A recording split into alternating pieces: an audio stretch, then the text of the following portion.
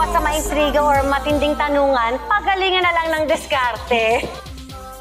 True, Mars! Kaya naman dito sa Balasa Baraha Sagot, may mga baraha o cards tayo dito na may mga numero. When it's your turn, bubunot ka ng 2 cards. Kapag mas mababa ang total number mo sa nabunot ng katapat mo, ikaw ang kailangan sumagot ng tough question.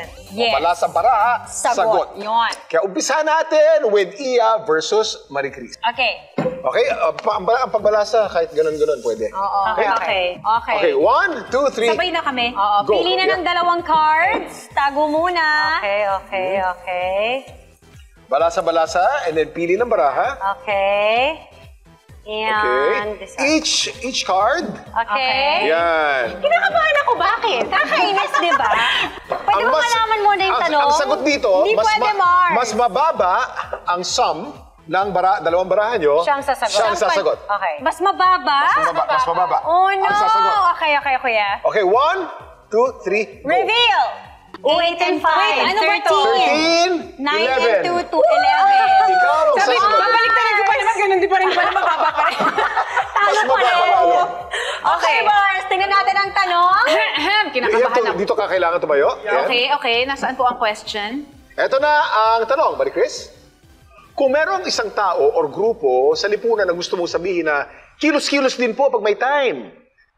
Yung mga tamad magtrabaho na lang. Okay. Okay, kasi ako, ayoko yung di ba, sabi nila ang hirap ng buhay, ganyan-ganyan, wala silang mga trabaho. Tapos makikita mo sila, nagyoyosi, umiinom dyan. May pambili kayo ng yosi, may pambili kayo ng tapos wala kayong pambili ng pagkain nyo, or sabi niyo, yun na lang siguro. Sila na lang yung sasabihan ko ng kilos-kilos pag may tambay. Oo, yung mga tambay, yes. Madagdagan ko lang yung sinabi mo. Pinaka-naiinis ako yung mga naglilimos, tapos nakikita mo nagyoyosi. Okay, Cam, sino round 2 natin? Round 2, si Pars Kim versus Erin. Okay. Okay, guys. Balasa and then bunot your choice. Solid po namin to? Or alam na nila, no? So, wag na. Wag na, sige. Okay, balasa. Lasa Erin. Ay, taray. Yes. Sagot ka na sa tanong, Mars, ha? At saka sabay tayo, tapos walk away, Mars. I love it.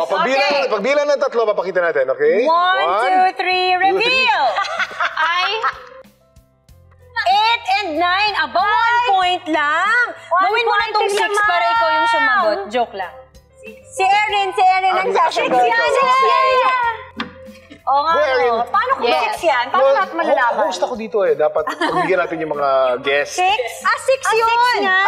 6 nga. So sorry, kuya. Ikaw talaga ang sasagot pala. Nice one, Mars, Erin. Okay lang, no problem. Okay, kuya. Go. Anong tanong?